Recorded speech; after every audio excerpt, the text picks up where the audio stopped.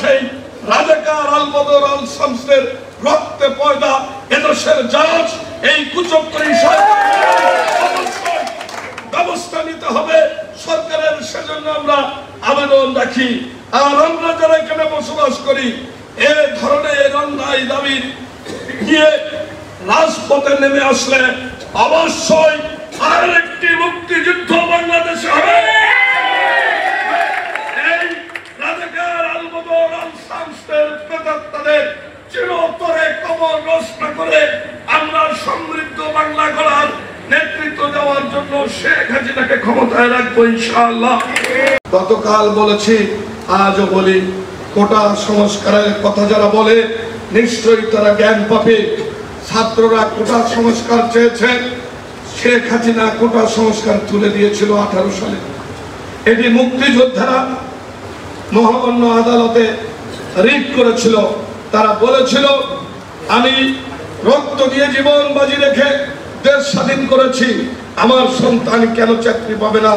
আমার যে ভাই যুদ্ধে যে হারিয়ে গেছে, প্রাণ হারিয়েছে, তার সন্তান চাকরি পাবে না? আমার যে মা বীরাঙ্গনা হয়েছে যুদ্ধে, পাকিস্তানিদের হাতে ইজ্জত হারিয়েছে, সেই মার সন্তান চাকরি পাবে না? এটা হতে পারে না। এটা আমাদের বৈধ অধিকার, পৃথিবীর সব রাষ্ট্রে রয়েছে। সেই কারণে মহামান্য আদালত তাদের বক্তব্য শুনে দীর্ঘ শুনানি শেষে আবার কোটা রেখে দিয়েছিল।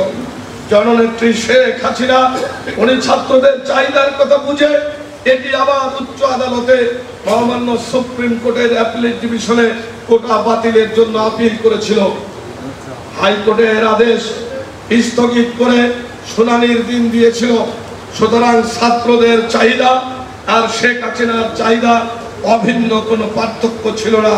মাঝখান থেকে কমলমতি ছাত্রদের পিছনে জামাত, বিএনপি, শিবির, সশস্ত্র ক্যাডাররা এই কমলমতি ছাত্রদের ঢাল হিসাবে ব্যবহার করে পিছন থেকে গুলি করে মানুষ মেরেছে এবং বিভিন্ন গুরুত্বপূর্ণ স্থাপনায় আগুন দিয়ে বাংলাদেশের হাজার কোটি টাকা ক্ষতি সাধন করেছে। এটি কখনো মানতে পারি না।